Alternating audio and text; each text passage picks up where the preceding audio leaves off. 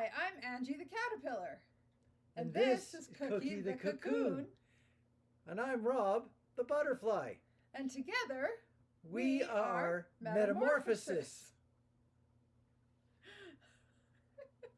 So this is our idea of Halloween costumes. And we're going to, although the dog is not suffering too badly, we're going to release her already. Yeah. She looks cute. Yeah, you can only spend so much time in a cocoon before change has to happen. She's going to transform into a butterfly. Hey, Cookie? Look, she's like a little comfy little thing in there. So, as Rob Easter egged from our last video, I was wearing a butterfly shirt and butterfly jewelry, and he said the butterflies would come around again, and they have. You should lean so they can see your wings more better. Oh, wrong way. Yeah, there you go. We didn't plan this through well enough. We're trying to sit here and my legs wouldn't show, my little caterpillar legs. The caterpillar legs are actually very good. But they need to be like closer together and there. So, here we are. She still has caterpillar legs. This is our best effort at Halloween because we're not big Halloween kind of people. Look, Cookie's like, I'm not going near you guys now. Yeah, we're kind of getting the look from way over there. So we are back with another question and answer, the Halloween version. Not that the questions are Halloween related, but we are. So happy Halloween if you celebrate, and happy, I forget what else it's called, Samhain or something. I don't know. Don't know. Your antenna are so cute. I had antenna built for me. So to share our story this time, how I got the idea for this costume was actually because this butterfly thing we got for free last year. Somebody on Marketplace was giving it away. And this was actually when I had my broken foot. We were going way down south to urgent care for x-rays every couple of weeks. And somebody way down right near the urgent care place was giving this away. So when we picked it up, I had no idea why I was picking it up at first. And then I was like, oh, I know what we can do with that. So I said to Rob, that was like just over a year ago. Because yes. I think it was November or December that we got it. Yep. Or it might have even been January. I can't remember. No, not quite into January because we were kind of done running down south by then. Okay. So it was just over a year ago, and I said to Rob, I know next year we are going to be, I said, if Cookie's still with us, because you never know when you have a 15-year-old dog, if they're going to make it or not, though she's doing fantastic. But I said, if Cookie's still with us, I want to be the caterpillar, the cocoon, and the butterfly. And Rob insisted that he must be the butterfly. And that kind of shocked me. I did not think he would want to be the butterfly. I thought out of everything, he would want to be the caterpillar because he has a bright green shirt. And I thought he would be amused by having legs because you love inchworms. Yes, I do. Yes. Inchworm is my favorite insect creature overall. So we discussed for many months, and I kept waiting for you to change your mind, and you never did. You were very insistent. You were going to be the butterfly. And I'm like, you realize if you're the butterfly, you have to wear antenna. And he's like, I don't care. I'm like, okay, it's up to you. Because if you were the caterpillar, I wasn't going to make you wear these. You could have just had the little legs. Would have been fine. But nope. Nope. I got wings. You had to be that. So that's fine. So here we are. And Cookie got to be the cocoon. The cocoon. So yes, we are Metamorphosis all together.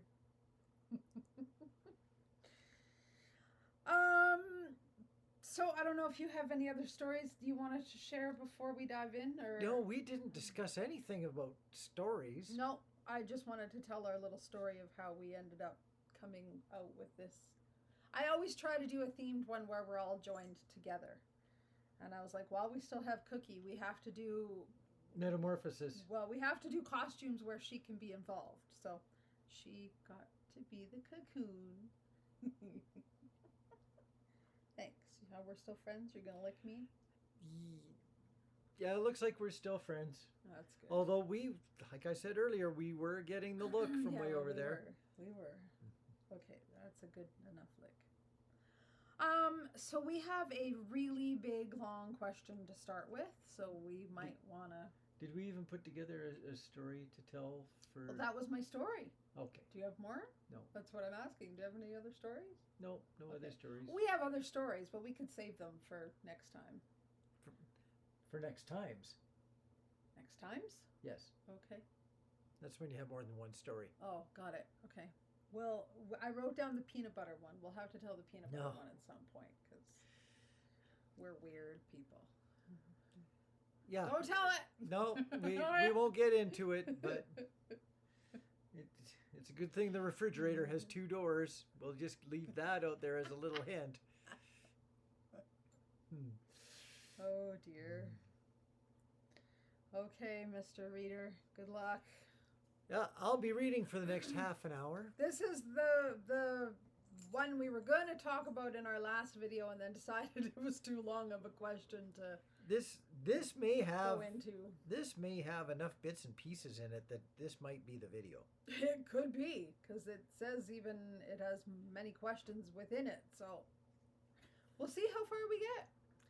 All right. Okay, Mr. Butterfly. We ready? Transition into questions. I'll try not to get in too much of a flap over this. I'll just crawl around while you flap away. Well, you could easily have a leg up on me. Oh, no. I can't keep up to you. Let's see you if can fly too fast. Let's see if we can caterpillar ourselves into a question. All right. You win. It's the only sense of humor I have. And it's not good. But your antennae are fantastic. They're all bouncy. Yeah. So cute. I like them. My legs are too far back. Need to move my legs forward. Good thing it's a nice stretchy shirt. There we go. Hey, Rob and Angie. Hey. That would be us. Well, this will be a long one with many questions within. See, we were forewarned. Most of which are for me to figure out on my own. But it looks like they need help. But I would love to hear your perspective if it's not too much to ask. Not at all. How to deal with periods of hurt feelings. On a soul level, I know twin flames are always connected and always one. But in 3D, I feel like he treats me worse than a friend.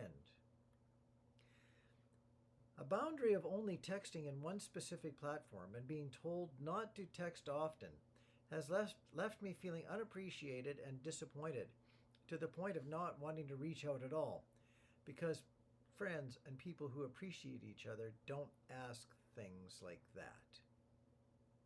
That could be a point. But I have brought souvenirs from travels that I'd like to give him, and there are always reminders of my twin during the day. There's the duality. A part of me yearns for connection and a friend to chat, but a part of me feels like he doesn't need it and doesn't want that. I try to have his best interests at heart, and I don't want to disturb him and reach out at a wrong moment because I'm scared it would trigger him and he would become angry with me. It has happened in the past and it cuts very deep. I don't want to risk feeling like that ever again, and I'm not sure I want to be friends with my twin flame, at least not if I always have to be the one to reach out and risk being rejected or yelled at. Maybe it's just my ego that is hung up on my past and it is creating a perceived slight in the now. But maybe it's for the best not to reach out. What should I do with my feelings about this? Should I keep stuffing it down or wait for it to pass? I don't know how to work through it without dragging him into it. Is that my inner runner? But he's been the runner most of the time, and I have been doing the chasing. I don't want to bother him because I'm scared he will hurt me again, but I have these little keepsakes that I brought while thinking of him on my travels. How do I heal and how should I reach out? I don't feel like I should because there's something holding me back, but it always makes me sad. I want to bury this friendship and forget about it since I feel undervalued and hurt. But I can't bury it because he's my twin. I don't know about you, but I want to start with the last sentence. But I can't bury it because he's my twin. I want to bury it and forget about it. I want to do all these things, but I can't because he's my twin.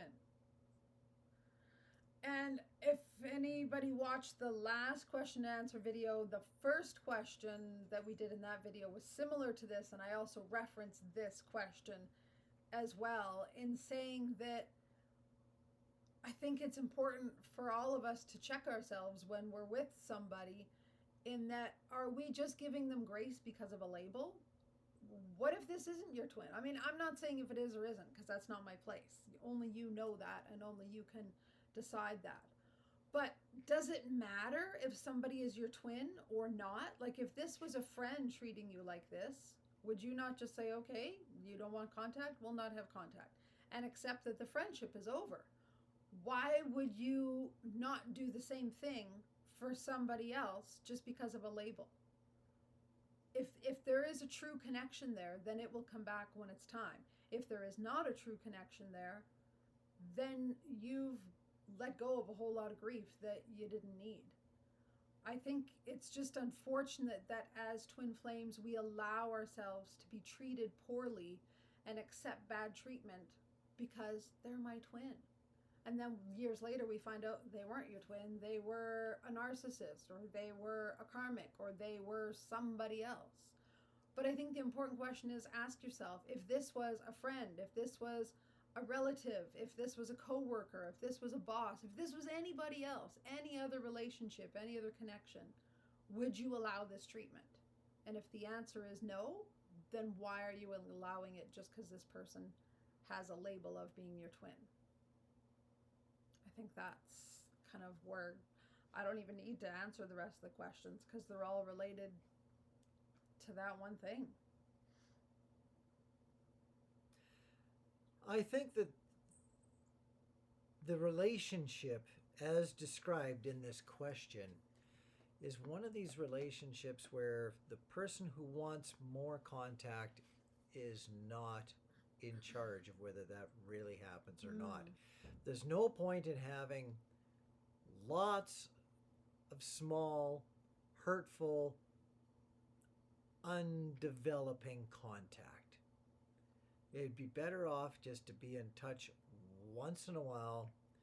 Just to use the old example that has been used many times before by us, let's say the Merry Christmas, Happy Birthday contact.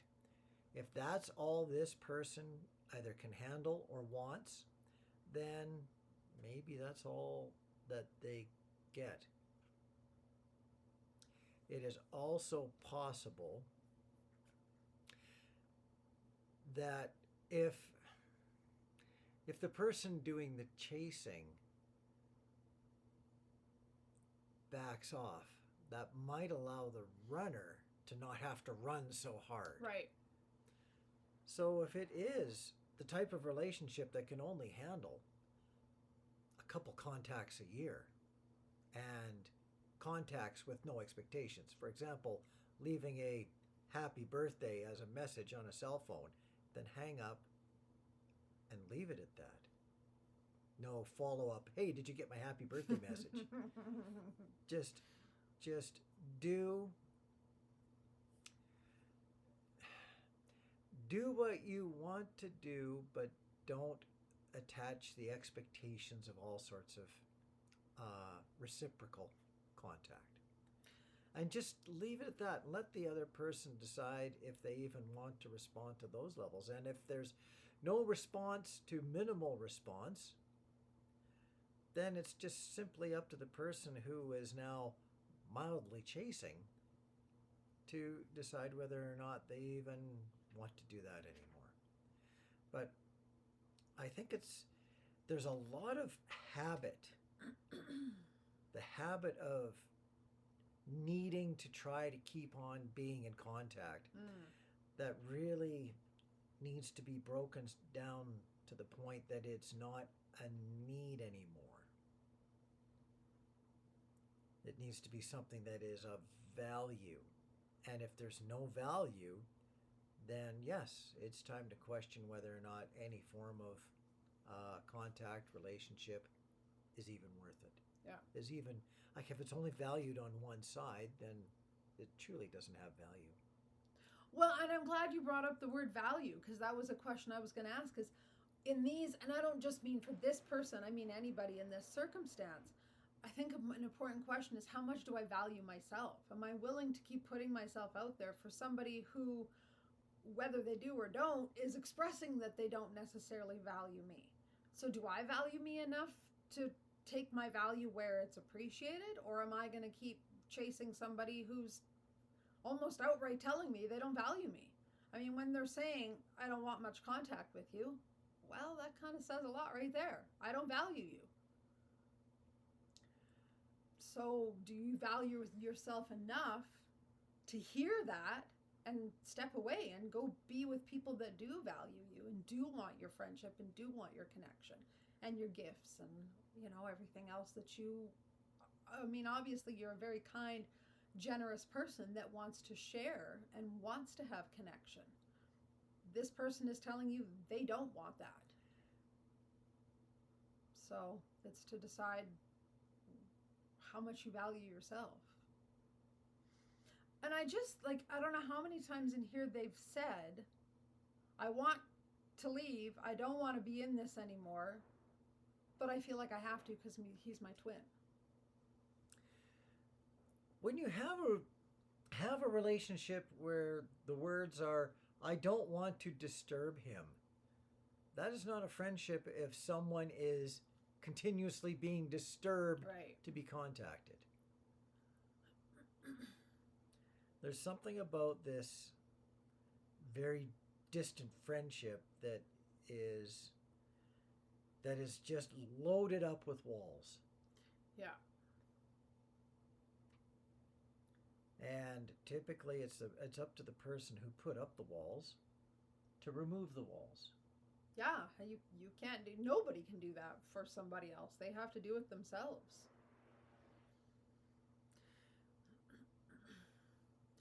Yeah, I think when a person is talking about disturbing someone or risking being rejected or yelled at, the person on the other side is completely overloaded with even minor contact. So it's best not to try to find a way to take it from minor to moderate contact when minor contact is already too much. Yeah. That's, in some ways, to give the other person that freedom to not always be afraid to hear from you is almost like giving them a gift. That's a good way to put it. Yeah. Yeah, if that's what they want, I think it's important to honor that. And it's also honoring yourself in doing that, because you're allowing yourself to not be put in constant positions of being hurt and being rejected by somebody who is clearly telling you this is not the space they're in. And I hope I'm not sounding harsh. Like, I have huge compassion for this person, because that's a hard place to be when you feel like you're supposed to reach out and you're supposed to connect because this is supposed to be your twin. And then you're like, well, what do I do? That's a tough place to be in. And maybe this is just your lesson to find value for yourself. You know, there is a certain personality type that finds self-worth through helping others. By bringing joy to someone else, they bring the joy to themselves. Yeah. And therefore, they are very, very prone to what most of the rest of us would call overgiving. But at that point, usually this type of personality is at a point of just barely giving. Because if someone would actually take the opportunity to be in connection. There's just so much more that they would be able to offer. And the person that wrote this question is someone who loves to nurture. I can just. But at what cost? Well, right? Like nurturing has to be, that's part of a lesson is balance. Like I used to love to nurture, but it wasn't in a healthy way. And this is unfortunately what happens when a person who is a giver gets rejected. They either shut off completely from that relationship, or without even really thinking about it, they often keep trying everything and anything. It's like, you're gonna love me. I'm gonna make you love me. You're going to appreciate me for at least 3 seconds at some point in your life. Yeah.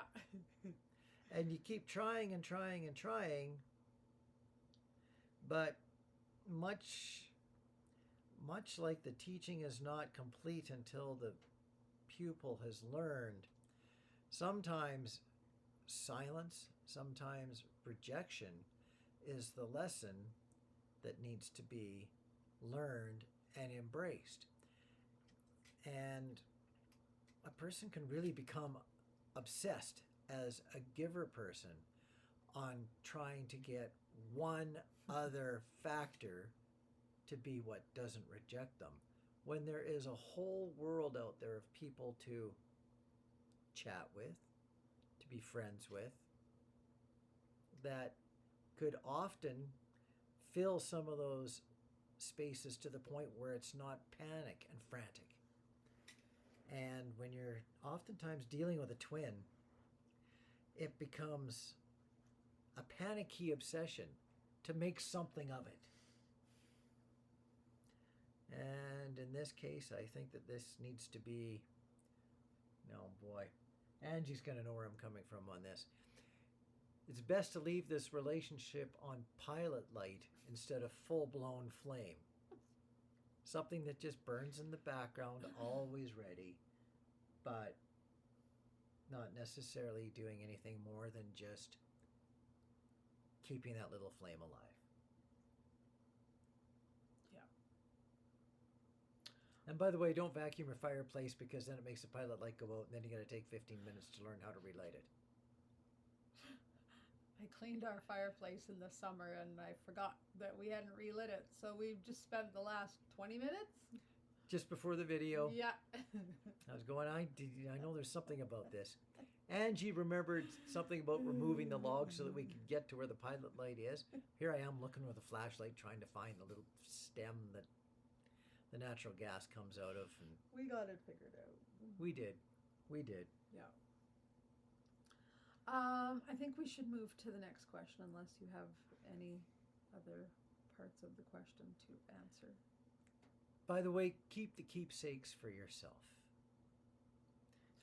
And maybe someday you'll give them to him, because we've had that where we gave stuff to each other later in life, like when we got back together. So, yeah. I gave her back her puzzle. Yes. But that was kind of very much an us thing. Yes. So funny, the next question is like super short compared to this one. We get a little bit of balance. Any question would be super short in comparison to the last one. Well, I mean, it's not. These ones are longer. Oh, yeah. So don't be difficult. Okay, can you talk a little bit about twin pairs who choose to incarnate in human bodies opposite their energy, i.e. masculine energy in a female body paired with feminine energy in a male human body? What are the challenges and benefits of choosing to incarnate in this manner? Also, can you describe how the feminine energy supports the masculine energy and vice versa in the union?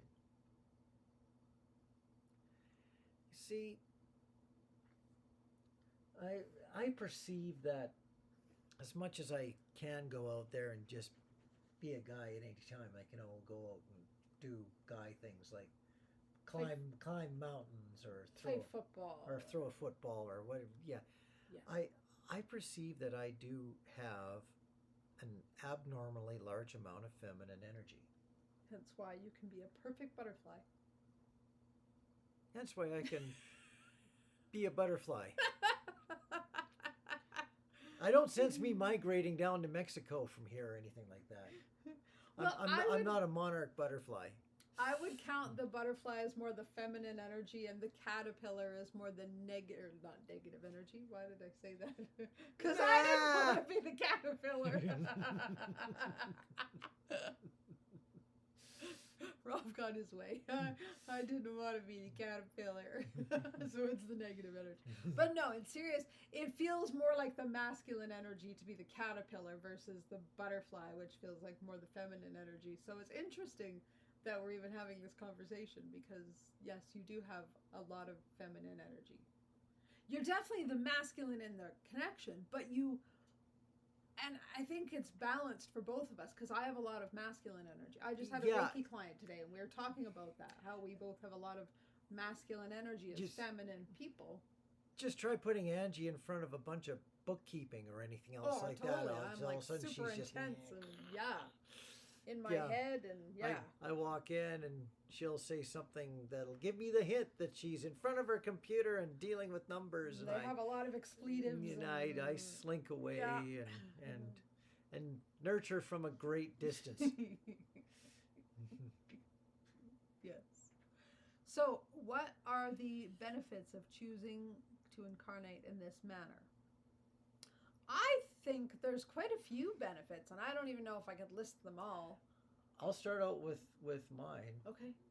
When you have two people that end up not only through societal training but through their own personalities plus their own style of soul that have a broad base of ability to swing back and forth between the energies, you have a better opportunity as twins to also have balance through numerous different situations. Yeah. Like when one needs to be more supportive and nurturing, it helps if it could be either one. Yes. And when one's doing bookkeeping, it's always helpful to have, okay. But no, even in like things around the house, like last weekend, I fixed the door lock. Yes. That would be classically what people would label or stereotype a guy's job. Not in my case. Yeah, Rob's like, I ain't doing that. Nope. We're calling somebody or 1-800 locksmith. Yeah. Come fix this. And turn it into a key punch instead of a key. Yeah. That's next, but it's working fantastic now because I did a great job fixing it, if I do say so myself. Yes, Angie did a fantastic job of fixing that. I was only mildly embarrassed, and I'm long past it. The weekend before I did vacuuming, but that's something I normally do. Yeah. But see, that's a great thing about both having masculine and feminine qualities is you're not stuck in the stereotype of, oh, the guy only does this. Like even in our household, I'm the one that does the garbages. How many households have that? I don't know why it ever became the man's job. Because the garbage bag breaks and the guy ends up digging through all the garbage to pick it back up to put it back into. Oh, is that what the rule is? Yeah. We'll just get stronger bags. Right. Our garbage bags have never broke. No. I don't know. No. But I've done the garbages for our whole relationship. It's always been me. And I've done the majority of the vacuuming. Yeah. Not all of it. No. Once in a while, Angie gets after it with the vacuum, especially when the Rob unit's been out golfing instead of vacuuming. It's just the way it is. But I think it's great. But also on a deeper level, you've chosen that on a soul level, or many people have, as a way to break templates because our society as humans says you must have a masculine and a male body and a feminine and a female body, and if there's anything cross this whole society, like, wow, that's not acceptable. So that's part of why we come with these different issues, if we want to call them that, is we're part of our jobs as twin flames is to break those templates and show the world that love is love no matter what. No matter if you have two women together or two men together, or a masculine energy and a feminine body, or if you're different nationalities, like all these different things are why we've chosen these hard circumstances, is we're breaking societal templates on planet Earth, because planet Earth is pretty rigid. You see, it's my impression that the soul can be far more than we could ever imagine. And if it's chosen to have an opposite balance, like instead of being masculine energy in a male body, if it's chosen to have like something not quite so rigid, the soul's just on one of its many attempts to learn. Yeah. It's just trying to experience something. So, what is the purpose? The purpose is to try to learn something that on a 3D level we would see as being challenging. But on a soul level, the soul is really just playing. It's experimenting. Yeah. It's having its own little science fair. Oh, I like that. Yeah. The soul is on a science fair. Soul is on a science fair. We have to trademark that. That's good. Mm-hmm. Objective, question, study, theory, and test, conclusion. That's so good. The soul is on a science fair. The soul is on a science fair. That's perfect. I don't know where I got that from. Your repertoire of magic. But I think it's a great gift. I mean, sure, it's got its challenges, no doubt, like any connection does. But I think it's a great gift because it gives you both the ability to understand each other from different perspectives and different look outside the box of what our normal stereotypes in society say a man must do and a woman must do and vice versa, right? So it just allows you to have different perspective and to grow in different ways, which I think is fantastic. Going to the last part of the question, can you describe how the feminine energy supports the masculine energy and vice versa in union? No different than if you were not in union. But there's usually, now I'm going to step right into the template.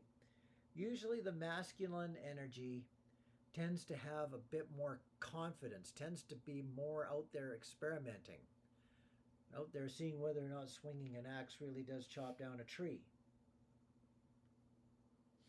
without chopping down your leg. Okay. Yes. That's fair. So sometimes the masculine energy is there to support a foundation or to support confidence, while the feminine energy is then, with that confidence behind them, is free to go out there and, I'm just, again, going to step right into the template, go out there and just nurture like crazy,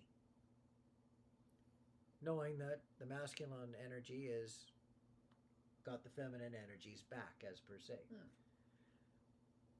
And sometimes when the masculine energy also is not feeling confident, the feminine energy can be back there nurturing, supporting, encouraging, reminding the masculine energy that they're not always just going to chop their leg off if they go out to chop down a tree. They're not going to get it wrong every time. Something's going to work sometime. Reminding the masculine energy that not everything that is tried is a fail. Sometimes things work. Remember when that worked. Remember when this worked. So the feminine energy, regardless of who it comes from, or the masculine energy, regardless of where it comes from, they both literally at the same time can support each other. And this is oftentimes where union steps forward is when the two energies literally agree to work together to keep both sides of the spectrum moving forward in union. Yeah. And that's where it's good when you have, in some ways, not that like you're more the masculine and the masculine body and vice versa, but we both have a lot of the opposite energy. Yes. And then that works really well, because then when one, if the masculine is in their feminine, then the feminine can be in their masculine and still have balance.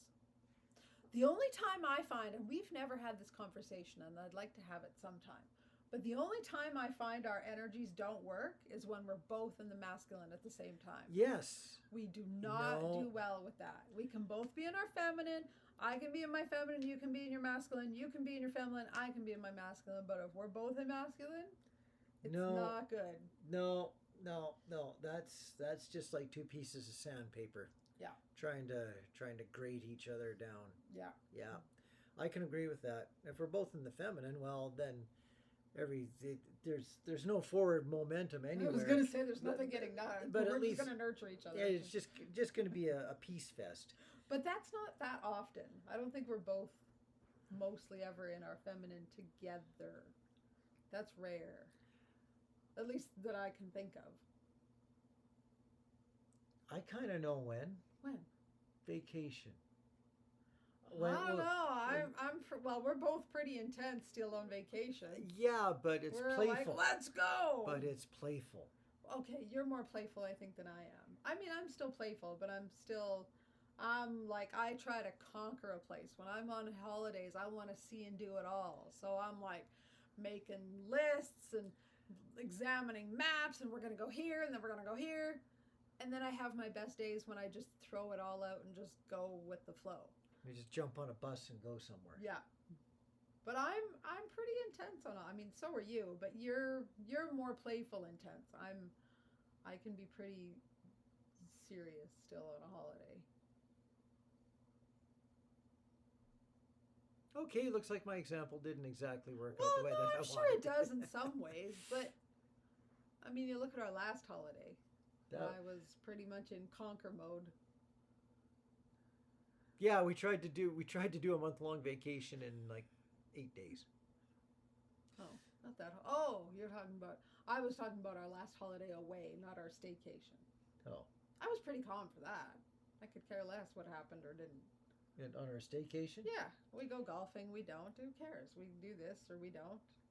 It's when you're like away. I feel like we've spent all this money. We've traveled all this way. We got to see and do it all. Because I don't want to come back, because there's 10,000 other places to go. That's the point. We need more vacation. Yes. And more time and more money to get all these things done. But balance. That's how I would sum up this question. I think it's a great benefit because you have the opportunity for more balance. Opportunity for balance. I hate to say the end, but that's pretty much the summary. Well, I think we killed the question. Anyway, it's time for the end. Time for the end? Or is it time for the new start? See, also in question and answers, I'm way more in my masculine because I'm like feeling obligated that we need to answer these people's questions. And so you get off on tangents and you be all feminine and you like take forever to answer the question. I'm like, let's go! So I'm more the masculine in this circumstance too. Whereas right now I feel like I've stepped off to some foreign, unhomey place. Unhomey. Where like I'm just off in some la la land, and I'm wearing antenna. I know, and you look so cute. I like how they keep bouncing and bobbling.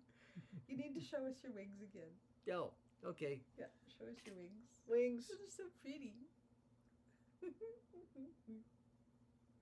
We'll have to take a proper picture of you later with your wings all. Like all my wings at one shot. Yes, because unfortunately we didn't really plan this out well enough, so your wings don't show as beautiful as they are. Yeah, we They don't get the full effect. In order to get the picture big enough to get all the wings in, we'd be way far away. 10 feet away from our computer. We would be like what is that Grover and whoever else doing near, far, near, far. Yeah. Just took us back to Sesame Street. Yes. Okay, the masculine's coming back out. Next question. See, when I say next question, that's my masculine. You wrote a bunch of stuff here. Did you catch it? I did. Yep. You caught it? I did. Okay. I said both of those things. Angie, do you still fluff your plants? Yes, but not very often. Not as often as I used to. No, she encourages her yes, plants. I was going to say You're that. such a pretty little plant. I'm glad you're the one that said that. I talk to my plants all the time. I have one that's like spectacular and she flowers so much. So every week when I water her, I out loud tell her, "You're so beautiful. Thanks for existing and thanks for growing." And then she gives me more flowers. And I call them my children. I always say to Rob, I water the plants every Saturday and I say to them, "Oh, I'm watering the children." I'm going to create controversy. He's such a beautiful plant. It's a she because she's got pink flowers. She's feminine. He's in his feminine energy. I feel her. She's feminine. Charlie Brown is masculine. Okay. He's a boy. Yeah, that I can go with. Spiny and prickly. Well, no, he's pretty soft. But he looks like a Charlie Brown tree. Some of our plants have names, not all of them. No. But Charlie Brown has had a name forever because he looks like a Charlie Brown tree. You should hear the names of the plants when water that's supposed to land on the dirt splashes off and goes onto the counter or the floor. Yeah, the plants change names in a hurry. There's one plant that grows very well, even though I do swear at it often. Is that the one that's got all the vines down? All the vines hanging down in the closet, yeah. Can't get in the closet without risking I've learned severing. I've learned how to water it better. You got to be just a little bit at a time. Go water 10 other plants. I don't even have 10 plants, but you got to water everybody else and then come back. That one's a bit of a princess. Here's another challenge. There's more than 10 plants. I don't think so. Okay, while you read the question, I'm going to count in my head. Literally going to count. There's 4 on the stand. This is not in my head. 4, 5, 6. So, there it is. All right, you can leave now. I just got my wing thumped. 4. Okay, I'm trying to count. You read the question. Next question? Yeah. Oh, no, the continuation of this one. Oh, yeah, you're right. Sorry. Yeah. we had one line. And one line. I just said you get off on tangents, and I just did it. Plants put me in my feminine energy. See? That's the problem. They're like my children. The next bit says this question is for Rob. See? It's all you now. I can count plants. Okay, it's all me. See now you have to encourage me because I'm all nervous when I get a question 9. because people ask me questions and I sometimes don't feel an answer. There's 14 plants. I wasn't sure if I would have got to a number quite that high. Me neither. I also don't water the plants. No, you don't. Because you don't talk to them. You have to talk to them. Once in a while, I'll talk to the plant. Which one? The one that hangs down in front of the closet. Really? Yeah, I apologize to it as I open up the bifold closet and all its little vine things get shoveled over by the door as I'm opening it. And then I get my jacket. I'm like, sorry, plant. She's very tolerant. We're back to this again. That one's a she. Which, other than Charlie Brown, okay, there's the little cactus. Is the little cactus a he? Yes, cactuses are he's. Is that No, I'm not going to say that. Nope. Except for the heart cactus. That's a she. Rob's like, we have a heart cactus? I don't water the plants enough. All right. I'm only aware of one real cactus. The little wee one? Yeah. Yeah, the other one is on the other side of the thing, and it's a heart-shaped one, and Okay. still a cactus. Okay, now I'm starting to remember it now. Yeah, it's a Hoya plant or something like that. Okay.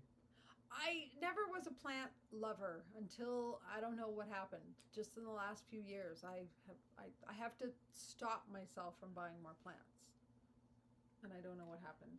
She had success with one plant, and then she decided that maybe plants could be her friend because she used to, according to her own testimony, she used to kill everything. No, not everything. I just have a rule. If you can't live in my house, then you can't live. I water you once a Ta-da! week or twice a month. That's what you get. If you can survive in that, great. If you can't, this is not the house for you. I've had one plant twice because it's a pink plant. It even has the word pink in its name. And I don't know how to keep it alive. I don't know what it needs. I've asked it to tell me how much water. It just doesn't know how to communicate with me. So you can live here. It's plain and simple. So that's how I function. Do other plant people work that way? Hi, if you can't figure it out, go away. Well, not go away, but if you can't survive on what I know to give you, then I can't keep buying you. I bought this plant twice and I killed it twice. So the end. See, its little plant soul went away. It did, because I didn't know how to, and it didn't talk to me. Like most plants, I can talk to them and I know what they need because they'll communicate. African violets are the best. They're princesses, but they will talk. If you listen, they are chatty. And they tell you, don't put water on my leaves. I don't want any more water. Just a little bit. They're very princessy on how they speak, but at least they communicate. A lot of plants, in spite of living inside, if they're too close to the window and it's winter time, they think, it's winter, and then they shut down. That's my pink plant. Yeah. But now we know that. She goes dormant in the winter. That's just her thing. It's okay. I wish I could hibernate all winter too. She comes back. I'd like to go from like fall to early spring. Miss all that cold and snow. Well, she still stays green. She just doesn't flower anymore for the winter. She still has 2 flowers on her right now. Yeah. Okay, you gotta carry on because I apparently have too much love for plants and I can talk all night about my little friends. See, that's why I call them my children. I don't have real children. I have a dog and I have plants.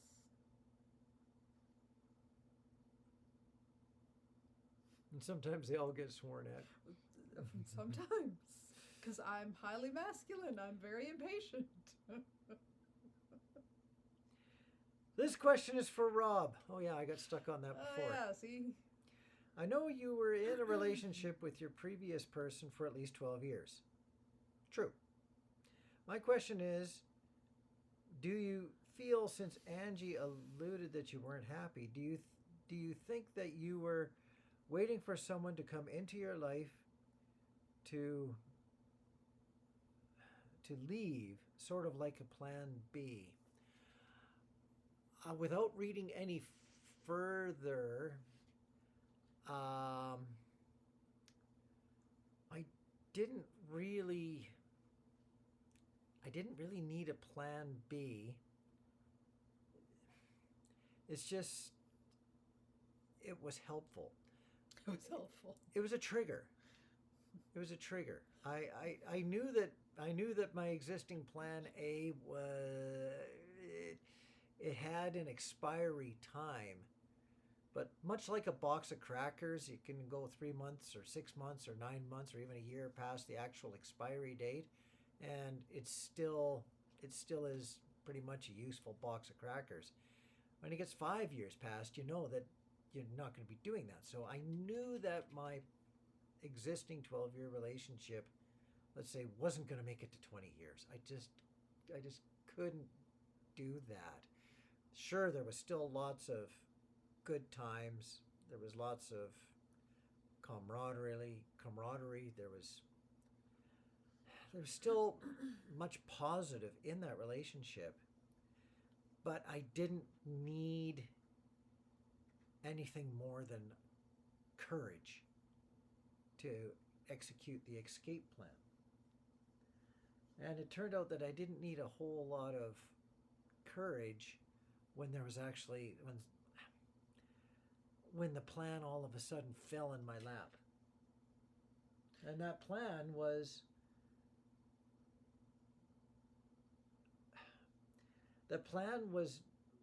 just ever so slightly preceded by all of a sudden having an understanding of twin flames, an understanding of why a piece of my past wouldn't be laid to rest, why it wouldn't go away. I'm glad you said that because I wanted to clarify that. It's not necessarily me that was your plan B, it was the connection. Yes, the understanding of why the connection worked created the desire to understand the connection better. Like you had, and I think we've shared this in other videos, you had another karmic partner who was a plan B. Yeah, in a lot of ways. I did have a plan B, but it just had that. It always had that no, not now, no, not now factor to it. It just never quite felt right to take the jump from the 12-year person to the karmic person. Yeah, it just had that huge word of settle in it. I'd be settling. And settling from almost a negative point of view. It wasn't a relationship that was highly desired. It would have been a relationship that would have been without being full of growth. It would have still been nurturing, but nothing more. It would have had its own set of challenges. So I already had a plan B, but I think what I was looking for was a rework of plan A, but I wasn't expecting it. It wasn't like I had an idea of what I wanted, really. What I just knew is that the relationship I was in wasn't infinite. I really didn't know what the future looked like.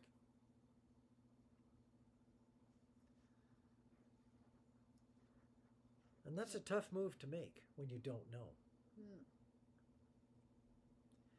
Okay, many people do not like to be alone.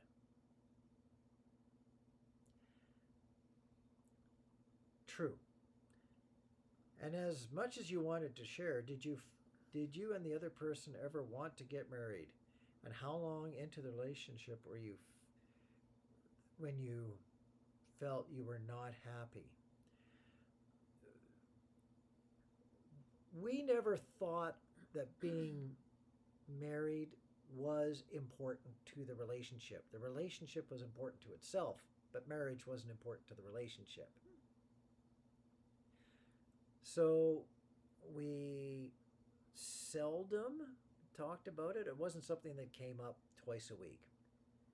Marriage would come up in conversation maybe once every couple of years. Oh, wow. And it was like, hi, is this important yet? And the answer was no. And then that would be about it. It wouldn't take a whole lot longer than what I just described. And how long into the relationship were you that you felt you were not happy? At what point? It's hard to put a year value on it, but I would just say towards the end of the relationship. I just want to interject. I can't remember what you told me how far into it was, but I think it was like about 5 years. Yeah. Where you talked with a close friend. Like you even verbally expressed it with a friend. Yes. That you were struggling. Yeah, but the struggle was totally within me because I wasn't understanding. This may have been part of the programming. I wasn't understanding what my problem was. I wasn't understanding why I wasn't happy. There's something like, where you snap your fingers and you're just not quite getting it. Well, and that's because you were, as we've said in other videos, with a narcissist, even though she was a gentle narcissist compared to but in comparison, mine. she was still twisting everything around to be your fault, your problem, your mistake. And I suppose it was when I started to pay attention to the twist that's when I started to. Okay, there's a difference here. There's a difference between when a relationship is breaking down and when a relationship is stopping growing. Mm. Stopping growing can have a long coasting stage. But when a relationship is breaking down, when it's starting to actually slow down and grind to a halt, that's different. And I think I spent numerous years coasting with the thought of trying to figure out why I couldn't get beyond coasting. Mm.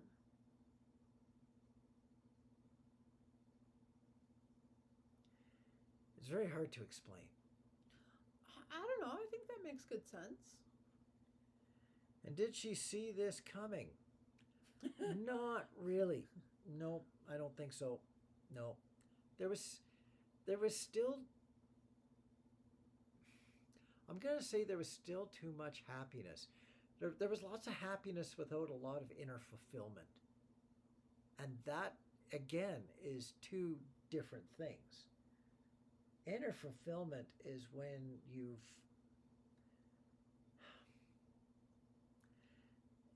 you feel that growth within yourself. My growth within the relationship had absolutely come to many halts other than learning different styles of spirituality. The relationship had really run its course. But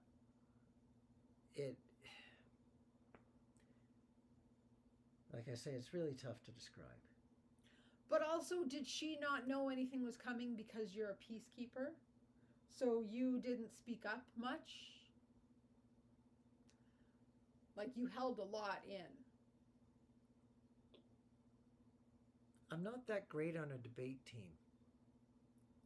I'm really good at expressing something in a sentence or two, but when I'm thrown under cross-examination, I'm like, give me 6 months to come up with my rebuttal to that. Yeah, we're both like that. We're not good at, we're not good in the moment. No, I have to go back and re-examine where that little curveball came from and how it fits into everything. And a few months later I go, that was crap. Wait a minute. That didn't add up to anything. But in the meanwhile, the moment's so far gone that if you bring it up again in conversation, they're like, I don't remember that. That never happened. And then you have to go back in your little cocoon again for 6 months and figure out what happened. Come out with different wings on your butterfly and see whether or not they flap in the right direction. No wonder you wanted to be the butterfly, because you've grown. You're in your transformation phase now, yeah. You see? You've come out of your cocoon.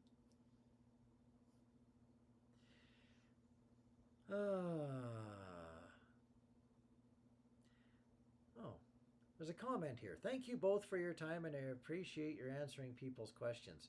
Rob, I hope you don't take anything I just asked you to be mean-spirited. Of course not.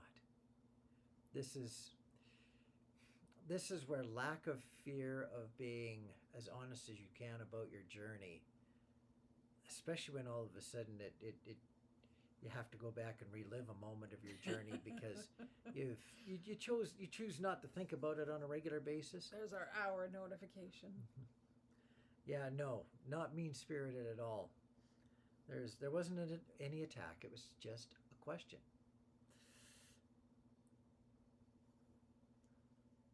So yes, it was not meant to be mean-spirited, and it's just simple curiosity and wanting to understand the question. So, yeah, I think going back to one of Angie's points about being a peacekeeper, yeah, I didn't fire very many warning shots. I just threw one giant grenade one day, and that was about it. Kaboom. You see, two major personality types. There's the people that fight and the people that just take flight. And from a business perspective, the fighters are the people that stand there and everybody else in line behind them can just stand there while they make their point, and them and the staff have a fantastic discussion that you go, wow, that person's really upset. This is kind of fun. Is anyone recording this? This is great. Where let's say the amiables and the analysts of the world, they don't even go back to the business. They just turn off and they just go somewhere else, and you just never hear from them again. Which often means you don't learn anything from it because you don't even remember why they even existed, let alone why they disappeared. So, in order to take flight, I had to have one fight. But that fight was mostly for me.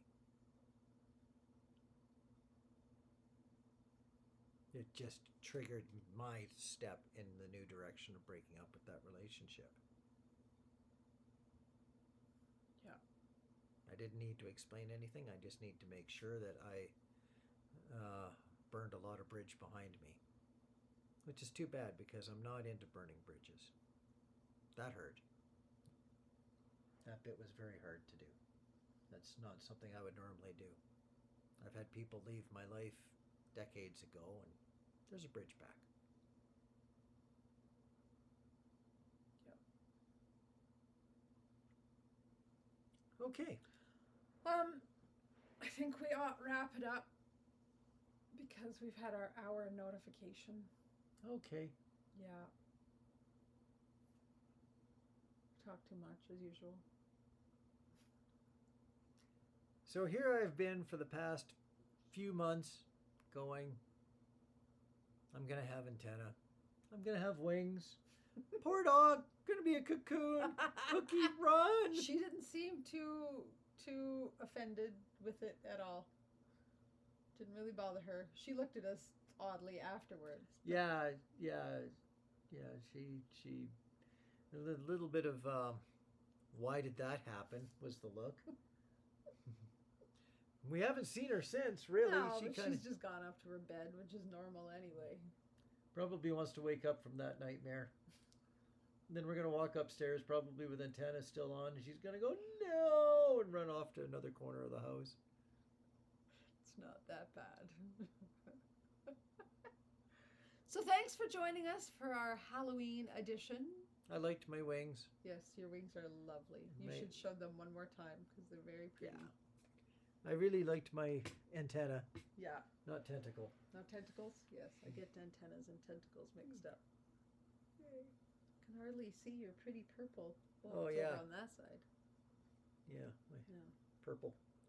There. It's so pretty. Nice wings. They're giant wings. Yes, they are. They go from point to point. Yeah. All right, we're going to wrap it up or we'll play with wings all night. Yeah. Yes. So, happy Halloween. Happy Halloween 2025. Yes. Hopefully you have a good day, night, adventure, whatever. We're a quarter of the way to the next century. Oh dear. Okay, that's time to go. Is it? That's time to go? I just did that. Good night. Bye. Enjoy. Happy Halloween.